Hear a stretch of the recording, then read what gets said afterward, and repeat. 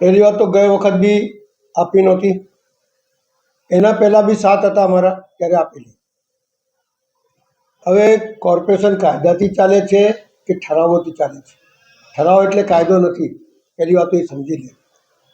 તમે ઠરાવ કર્યો કે દંડક અને આ નવી પોસ્ટ ઊભી કરવાની અને અમને બી ગાડી આપવાની, પણ અમે તો વિરોધ કરેલો છે. અમે વિરોધ કર્યો છે એટલે સર્વાનુમતિ નથી થયો, વિરોધ વિરોધની સાથે થયેલું છે. એટલે કાયદેસર જો જોવા જઈએ તો આ કાયદો બનતો નથી. અહીંયા કોઈ બી ઠરાવ કરો તમે તો કાયદો નથી બનતો. તમે કાયદાની વિરુદ્ધ જઈને આ કૃત્ય જે કર્યું છે તો પછી વિરોધ પક્ષને બી આપવી પડે તમારે, અને ના આપો તો તમારા ખિસ્સામાંથી પૈસા ભરો, કારણ કે અમે તો પોલ મોટ કર્યું જ છે. એટલે સવાલ એ છે કે કાયદા વિરુદ્ધ કામ કરવાનું, કાયદા વિરુદ્ધ કામો કરવાના. કહે છે ને પેલી 150 રૂપિયાની સિસોટી અને 3200 રૂપિયામાં સપ્લાય કરે, અને ચાકુ 3200માં સપ્લાય કરે, એવા તો ઘણા કામો છે. એમની પાસે સત્તા નથી કે કોઈ બી ટેન્ડર આવે તો એની સમય મર્યાદા પૂરી થઈ ગઈ હોય તો એને ટાઈમ લિમિટ વધારવાની કે એના પૈસા વધારવાની. આ બધું કાયદા વિરુદ્ધ કામ કરી રહ્યા છે. ઠીક છે, તમારી સત્તા છે એટલે તમે લોકો બધું કરી રહ્યા છો, કોર્ટો કે અંદર કેસ લંબાયા કરો, તારીખ લંબાયા કરો, ચાલ્યા કરે. પણ જે દિવસ સત્તાનું પરિવર્તન થાય ત્યારે શું થાય? ઘણા લોકો 15-15, 20-20 વર્ષ પછી બી જેલમાં ગયા છે, એમને ઉદાહરણ ખબર નથી. સત્તાના નશેમાં કાયદો ભૂલી ગયા છે અને પ્રજાને ભૂલી ગયા છે. એટલે આવવાનો વખત એમને બતાડશે કે સાચી દિશા શું છે અને સાચી નહીં. અને જ્યાં કોંગ્રેસનું સત્તા આવશે એકેને નહીં છોડીએ, એ અમારો વાયદો છે. જીપીએમસી એક્ટની અંદર ખાલી મેયરની પોસ્ટ છે, બીજા કોઈની પોસ્ટ નથી. પોસ્ટ છે પણ એમને ગાડી કે સુવિધા આપવાનો પોસ્ટ નથી.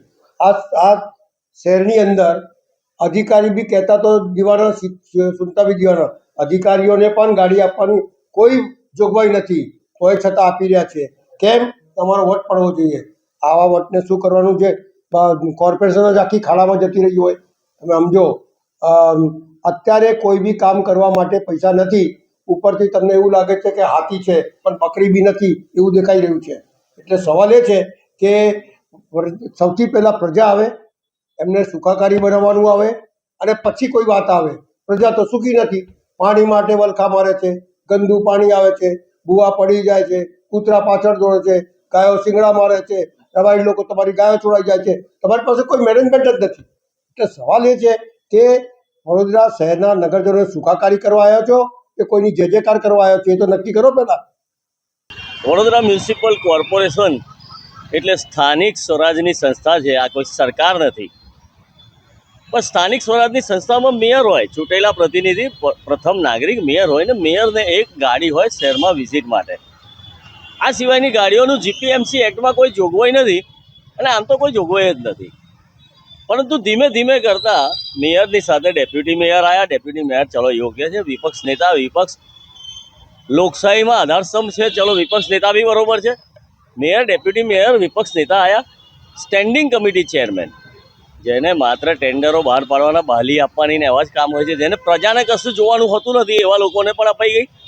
ત્યાર પછી પક્ષના આંતરિક સગવડ, એટલે રાજકારણમાં એવું છે કે રાજકીય બેરોજગારોને ઠેકાણે પાડવા, નોકરી આપવા જેવું કામ કરવા માટે ગાડીઓ સાયરનવાળી મળે, એના માટે પક્ષના નેતા અને પક્ષના દંડક બે વધારાની પોસ્ટ, જેને પ્રજા સાથે કોઈ નિસ્બત જ નથી, વડોદરાના નગરજનો સાથે કોઈ નિસ્બત જ નથી. આ માત્ર પક્ષની પોસ્ટ છે. તો પક્ષની પોસ્ટને પ્રજાના, નાગરિકોના ટેક્સના પૈસામાંથી ગાડીઓ આપવાની, ડીઝલ આપવાનું, ડ્રાઈવરો આપવાના, આ બધી સુવિધાઓ કાયદાની ઉપરવટ સ્ટેન્ડિંગ કમિટીમાં અને સ્થાયી સમિતિમાં મંજૂર કરીને જે સત્તા મળેલી છે કે મંજૂર કરો એટલે બધું ચાલે, તો એવી રીતે આ કરેલું છે જે ખરેખર નાગરિકોના પૈસામાંથી આવી ઉપભોગ કરવો ના જોઈએ, અને પક્ષે સમજવું જોઈએ કે લોકોના ટેક્સના પૈસા પરસેવાની કમાઈના હોય છે. તો આ ગેરકાયદેસર વપરાશ કહેવાય. આ ઉપરાંત આ લોકો આબુ અંબાજી ફરવા જાય, સાપુતારા જાય, આ ગાડીઓને આ ડીઝલો ભરીને વાપરતા હોય છે, એનો પણ કોઈ માપદંડ નથી. ગયા વખતના જુઓ તો 4-5 લાખ રૂપિયાના ડીઝલો વાપરી ગયા હતા. આવા જ જેને પક્ષના પદાધિકારો મૂકેલા હતા એવા એમને ખરેખર તો રિકવરી પણ કરવી જોઈએ. તો આવી રીતે આપેલી આ જગ્યા જે છે એ રદ કરવી જોઈએ, આવી ગાડીઓ આપેલી રદ કરવી જોઈએ. મુદ્દા તમારે જે આપવા એવો આપો, પણ પ્રજાના પૈસામાંથી ખર્ચ થાય એવી હવે કોઈ સવલત આપવી નહીં જોઈએ.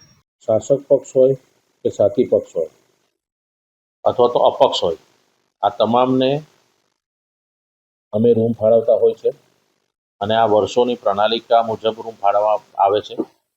કારણ કે ભાજપ પક્ષને રૂમ આપીએ તો ભાજપ પક્ષના કાઉન્સિલરો અને એમના કાર્યકર્તાઓ બેસે, કોંગ્રેસ પક્ષને રૂમ ફાળવીએ તો કોંગ્રેસ પક્ષના કાર્યકર્તાઓ અને કાઉન્સિલરો ત્યાં બેસે. એવી રીતે આ વખતે અપક્ષ તરીકે હરીશભાઈ આવ્યા છે તો અમે અપક્ષને પણ રૂમ ફાળવ્યા છે. ત્યાં સુધી રૂમની અંદર એટલે ભારતીય જનતા પાર્ટીની રૂમ છે, કોંગ્રેસની રૂમ છે અને એમાં પક્ષના નેતા દંડક એટલે ભારતીય જનતા પાર્ટી પક્ષ એમના કોર્પોરેશનમાં નેતા દંડકની વરણી કરે છે. એવી જ રીતે કોંગ્રેસમાં પણ નેતા, ઉપનેતા અને દંડક એવી રીતે પક્ષની નિમણૂકો, નેતાઓની નિમણૂકો આ રીતે કરે છે અને એમની ભાજપને ફાળવેલી રૂમ અને કોંગ્રેસની ફાળવેલી રૂમમાં અંદરની એક નાની કેબિન બનાવીને એ લોકો એમાં બેસતા હોય છે. પ્રણાલિકા કઈ રહ્યા છો? હા, એટલે કોઈ પણ લોકશાહી પદ્ધતિમાં જે બી પક્ષના લોકો જીતીને આવતા હોય છે એમને બેસવા માટેનું એક સ્થાન તો આપવું જ પડે અને એ પ્રમાણે વર્ષોથી એ બેસવા માટેની રૂમો ફાળવવામાં આવે છે અને એ રૂમની અંદર જ અલગ વ્યવસ્થા એક નાની હોય છે કે જેમાં નેતા અને દંડક બેસે અને તેઓ પોતાના પક્ષના કોઈ પણ કાઉન્સિલરો હોય ને એમની જોડે વ્યક્તિગત વાત કરવી હોય તો એ લોકો એમની રીતે વાત કરી શકે અને આ પ્રણાલિકા મુજબ જ છે. કાયદામાં એવી કોઈ જોગવાઈઓ, કોઈને બી રૂમ ફાળવવાની હોય, કોઈને ગાડી ફાળવવાની હોય, એવી કોઈ જોગવાઈઓ કાયદામાં હોતી નથી. આ બધો ખર્ચો તો આમ જોવા જઈએ કાયદામાં નથી, પ્રણાલિકા છે તો આ બધો ખર્ચો આમ ભલે કેટલો બી ખર્ચો થાય, 1 રૂપિયો બી થાય, પણ ખર્ચો તો કોર્પોરેશનના સિરે જ આવે. હા, એ તો કોર્પોરેશનના સીએ સ્વાભાવિક છે, એના સિરે જ આવે, એટલે એના સિરે જ આવે, કોર્પોરેશનના સિરે જ આવે. જીપીએમસી એક્ટ પ્રમાણે આ પોસ્ટ છે. આ પક્ષની પોસ્ટ છે.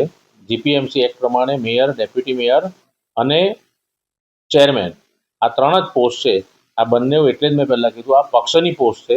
ભારતીય જનતા પાર્ટીની પક્ષ છે, કોંગ્રેસ પાર્ટીની પક્ષ છે, આ પક્ષની પોસ્ટ છે. આ પક્ષની પોસ્ટમાં આપણે ગાડી કેમ એડ કરી? જેવી રીતે પહેલા